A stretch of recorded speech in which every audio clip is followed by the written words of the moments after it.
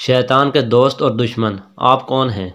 حضرت وہب بن منبع رحمۃ اللہ علیہ فرماتے ہیں کہ ایک مرتبہ شیطان کسی بزرگ کی شکل میں نبی کریم صلی اللہ علیہ وآلہ وسلم کے پاس آیا۔ نبی کریم صلی اللہ علیہ وآلہ وسلم نے اس سے پوچھا تم کون ہو؟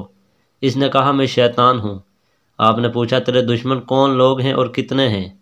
اس نے کہا 15 قسم کے لوگ میرے دشمن ہیں۔ شیطان کے دشمن: نمبر 1 سب سے پہلے تو آپ صلی اللہ علیہ وآلہ وسلم ہیں۔ نمبر 2 عدل و انصاف کرنے والا حکمران۔ نمبر 3 عاجزی کرنے والا مالدار۔ نمبر 4 سچا تاجر۔ نمبر 5 اللہ تعالیٰ سے ڈرنے والا عالم۔ نمبر 6 خیر خواہی کرنے والا مومن۔ نمبر 7 رحم دل مومن۔ نمبر 8 توبہ کر کے اس پر ثابت قدم رہنے والا۔ نمبر 9 حرام سے بچنے والا۔ نمبر 10 ہمیشہ باوضو رہنے والا مومن۔ نمبر 11 کثرت سے صدقہ کرنے والا مومن۔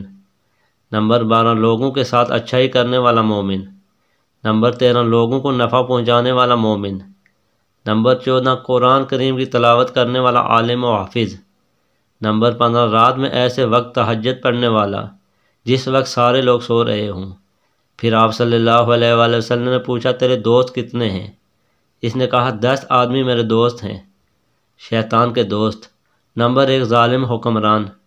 نمبر 2 تکبر کرنے والا مالدار۔ نمبر 3 خیانت کرنے والا تاجر۔